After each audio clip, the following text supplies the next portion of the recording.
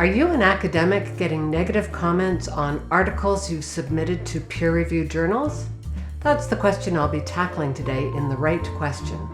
I'm the publication coach, Daphne Gray Grant.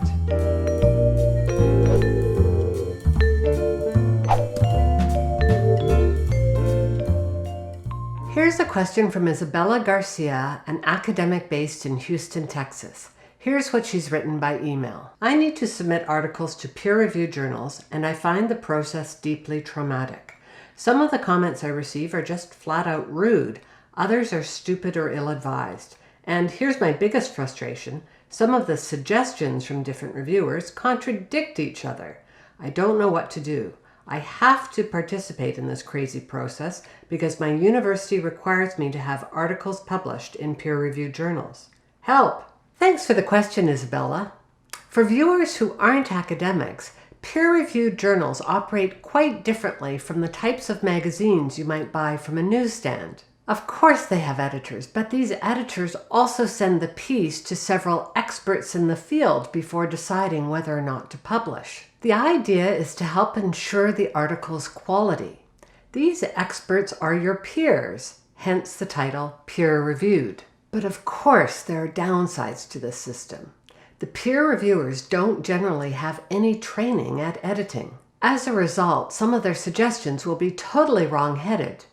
And most of them don't have any idea how to express their ideas in a gracious way. Even worse, they may have petty concerns. For example, they may be upset that you didn't cite them in your paper. Or they may dislike, for totally personal reasons, some of the other people you have cited. This type of pettiness seems to fuel much academic life, and in order to survive, you're going to have to learn to deal with it. Here's what I suggest. If you receive a bunch of nasty comments from reviewers, but the editor invites you to revise and resubmit, say, "Yes, thank you, I will," and then tell the editor the date by which you'll be able to get that revised manuscript back to them. There is no point in complaining about any of the comments made by reviewers, no matter how crazy they might be. If you need to rant, rant to your partner or to friends, not to the editor and certainly not to the peer reviewers. Then choose 3 to 5 of the reviewer's least objectionable suggestions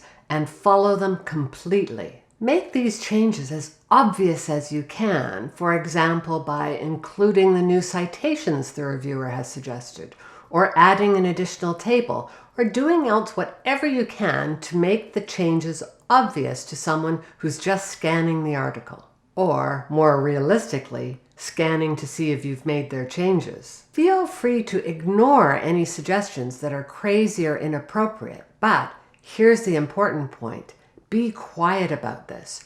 Don't badmouth the reviewer or the journal. When you have 2 reviewers who present contradictory advice, well then, accept the one that suits you most. Again, there's no need to justify your decision. The editor will understand it and know why you're doing it. Finally, when you've made all the changes you can, prepare a brief document that outlines these changes. It should be a kind of a map for the editor and the reviewers, showing all the work you've done. Again, don't complain about this work.